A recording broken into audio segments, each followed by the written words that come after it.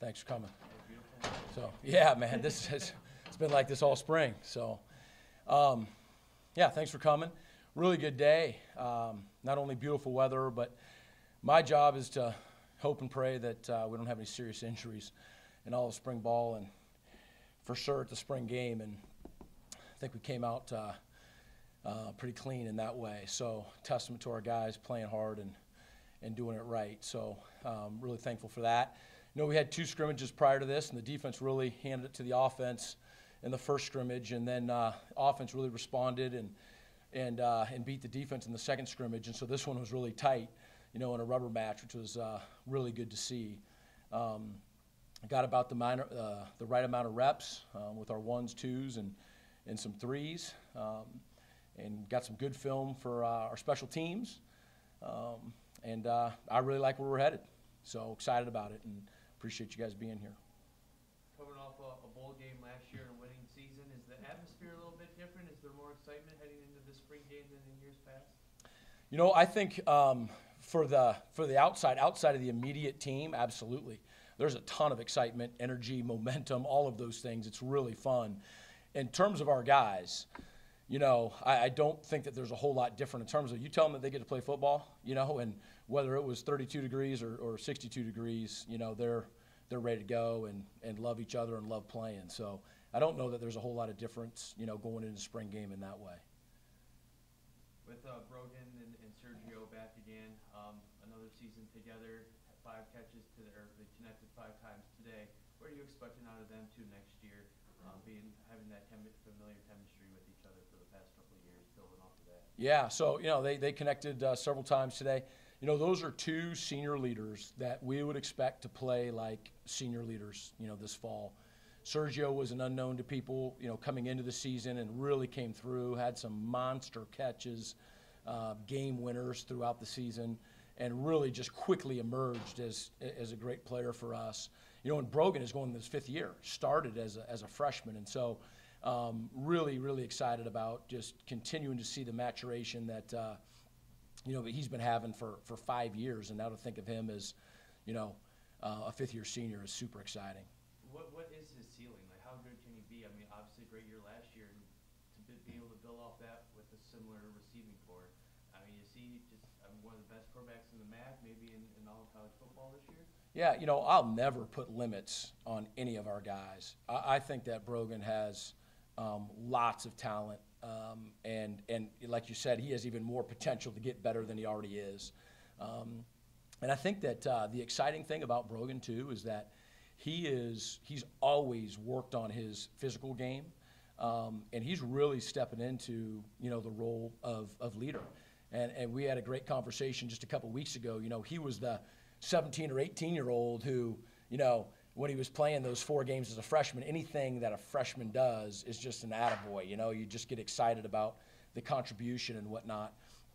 And so he's no longer, you know, the young underclassman who's serving that role. He's the 5th-year senior leader, and he knows what that means and what that potentially can mean in terms of lifting our whole team up. Yeah, he has a lot of his receivers back. The running game is similar, but that offensive line, a lot of new faces. What have you seen from your offensive linemen throughout spring and today? Yeah, so the 15 opportunities that we've had in terms of practice, they've gotten better, you know, every scrimmage. It was the last scrimmage, I think, that, you know, for our whole team, it was like, whoa, this is different.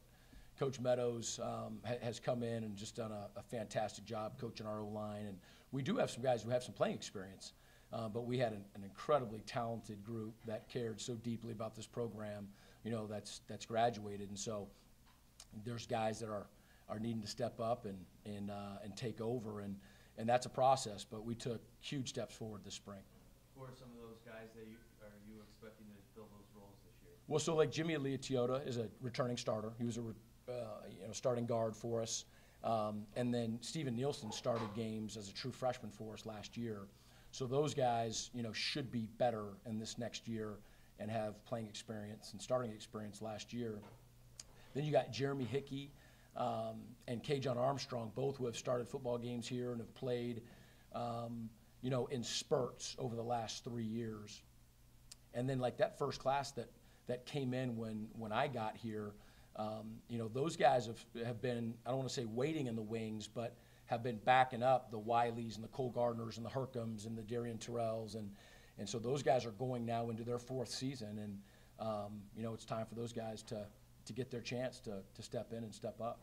Some of your JUCO transfers, I don't think Shaq Jones played today, but do you expect any of them to compete for playing time this year?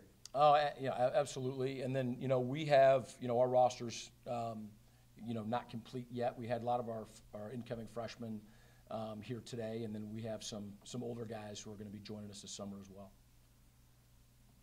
Any injuries, notable injuries that, I mean, I think offensive lineman went down today, but throughout spring, has there been any notable injuries that you guys are concerned about? Or? Thankfully, we have not had any serious injuries this spring, and I think we got out of today relatively clean. I think we got a turned ankle on that. Brett, go ahead. Well, can you talk about this year's senior leaders, the new seniors, and how they plan to lead this team?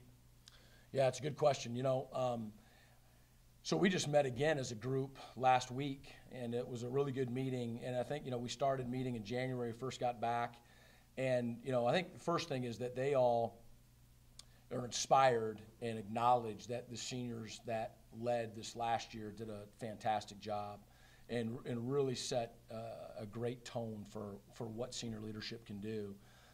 And we have a really capable group, you know, that those guys are now into it 3 months. We just talked about that, how, you know, I mean, we're 3 months into this right now. And I think that some of those guys are still feeling out that role. But, you know, with the off season, with spring ball, we've sort of had a microcosm of the entire off season in our January, February, and then a microcosm of the season in the spring season. And so now it's a great time for us to say, okay, how have we done? What can we do better? And how are we going to lead this team? But they want to lead.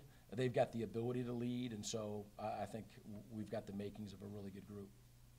You lost OC last year. Yeah. And who do you really see coming to replace him as the lead head pass rusher? Well, I'll tell you this. I mean, you ask anybody on our team, and, you know, Jeremiah Harris and Max Crosby have had fantastic springs. And, you know, I think that OC was such a dominant presence and got so much attention, rightfully so, that those guys, again, were, you know, kind of in the wings, but really good football players that didn't get a whole lot of notoriety. And so, you know, now with the presence of OC moving on, those two guys are excited about the responsibility and the opportunity to be those kind of players. And they have what it takes to be that kind of playmaker. So, yeah, I think those two guys you're going to see and hear a lot about them. What do you expect to change, and what do you expect to stay the same under your new offensive coordinator this year? That's a good question. So Coach Keene was on the offensive staff, you know, from the very beginning, you know, with Coach DeBoer. And, you know, Coach DeBoer does a great job of including the offensive staff. I mean, he drove it, but, you know, knew that he had some really talented coaches, and so they did it together to a large degree as well. And Coach Keene's really bright. He's really good, you know, at what he does, and so he's been able to keep the same terminology and the same concepts and whatnot, but then to put his own spin on it. You know, anytime that you have a different personality calling plays, it's always going to be a little bit different.